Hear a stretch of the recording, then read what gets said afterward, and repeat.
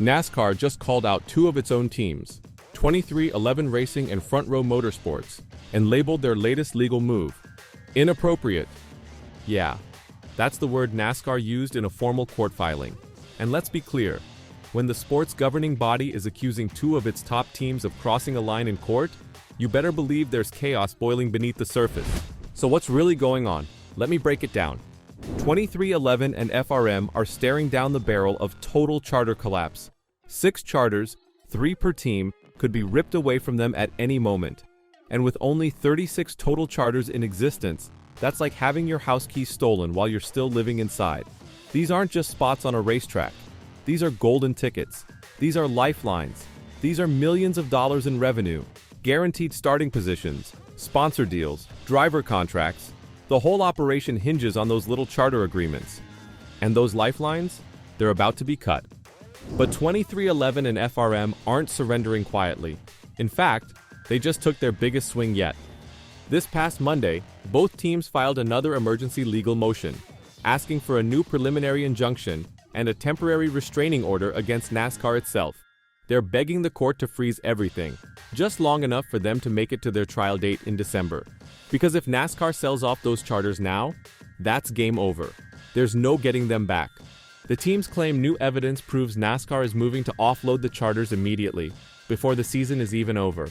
A letter from NASCAR allegedly warned them of this, and now they're using it as their key defense. Their message? If you sell these now and we win in court, it's too late. The damage is done. It's irreversible. And NASCAR's response? A legal nuke. In their official statement, NASCAR called the motion unnecessary, damaging, and straight up improper. They're not mincing words anymore.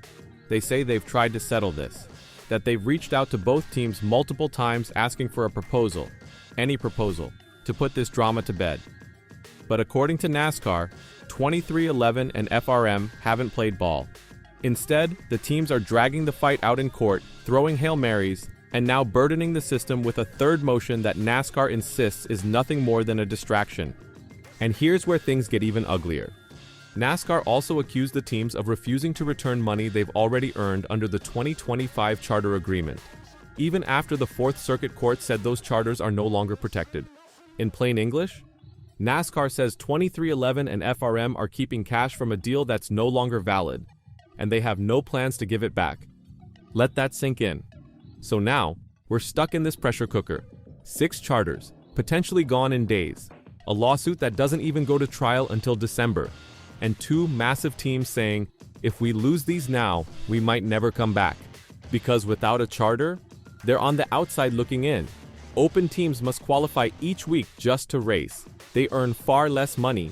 They lose sponsor leverage. Even a single missed race could kill a playoff dream. And that's why this matters. Denny Hamlin, driver, team co-owner, and full-time truth cannon, went on his podcast, Actions Detrimental, and spelled it out. We believe the status quo of us having our charters should not be disturbed until this is resolved. We're seeking for them to not be able to take and then sell our charters, because if we prevail in December, how do you get that back? You can't. That's the heart of it. You can't undo a sale. You can't hit rewind on a charter deal. If NASCAR gives those slots to someone else, it's over. Hamlin's making it clear. This isn't just about contracts or clauses. It's about survival. It's about legacy. And it's about exposing what he calls a monopolistic series of acts by NASCAR. Allegations that paint a picture of control, suppression, and silencing teams who dare to speak up. But is that really what's happening? Is NASCAR protecting the sport's integrity? Or tightening its grip on power? We're only getting started. It's a full-on war for the future of NASCAR's power structure. And right now, 23XI and Front Row Motorsports are fighting like their lives depend on it. Because they do. When Denny Hamlin said on his podcast that they've uncovered a monopolistic series of acts, it wasn't just legal jargon, it was an accusation, a serious one, the kind that hits at the very foundation of NASCAR's business model. Let's talk about what that means. Through the legal discovery process, where both sides hand over internal documents, emails, and communications, Hamlin and his team believe they've found evidence that NASCAR has been operating in a way that unfairly limits competition. That forces teams into agreements they can't walk away from. That chokes off any team that steps out of line. In other words, a monopoly. And they're not staying quiet about it. According to Hamlin, this latest restraining order wasn't filed on a whim. It was filed because they now believe NASCAR's actions are so controlling, so rigid, and so self-serving that they break federal antitrust laws. That's why they're asking the court to freeze the situation until the trial begins December 1st. Because if NASCAR is allowed to sell their charters now, and 2311 and FRM later win in court, what's left? You can't put toothpaste back in the tube, Hamlin said. Once they're gone, they're gone. And don't forget, these charters aren't just paper agreements. They guarantee a spot in every race. They guarantee revenue from NASCAR's multi-billion-dollar media rights deal. They protect sponsors. They protect drivers. Without them, every race becomes a gamble. Every week a fight just to get in. That's not sustainable. Not for Bubba Wallace. Not for Tyler Reddick. Not for the employees and sponsors whose contracts depend on guaranteed starts. And yet, even with all this chaos, Hamlin says they're not backing down.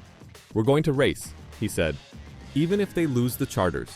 Even if they have to fight tooth and nail just to qualify. Even if the system works against them. 2311 is staying on the track. Let that sink in. Because this isn't just a legal fight anymore. It's personal. It's about proving a point. Hamlin's saying, you can take our spot, but you can't take our will. But here's the real twist. NASCAR isn't standing still either. They've asked the courts to shut this new motion down fast.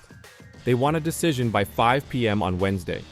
Because in their eyes, this lawsuit is tearing the sport apart. It's distracting. It's damaging. It's unnecessary. Their words, not mine. NASCAR's public statement reads like a final warning. We will defend NASCAR's integrity from this baseless lawsuit forced upon the sport that threatens to divide the stakeholders committed to serving race fans everywhere. That's the line right there. Divide the stakeholders. This is about more than just 2311 and FRM. It's about every other team in the garage. The 13 teams that did sign the new 2025 charter agreement. The ones who are watching this legal firestorm from the sidelines, wondering what comes next. Because if Hamlin and FRM win, it could blow up the current charter system. If they lose, it could set a precedent that no team can challenge NASCAR's authority without being buried in court. Either way, the sport is on the edge of something big, maybe even historic. Let's be real, NASCAR has never seen a showdown like this before. Not from inside its own ranks. Not with this much money, this much power, and this many reputations on the line. And all of it is still hanging in the balance. So here's the question I'll leave you with. Is this just two teams clinging to power they don't deserve? Or is this the beginning of a rebellion? One that might just reshape how NASCAR does business forever? Drop your thoughts in the comments, because this battle isn't over. It's just getting started.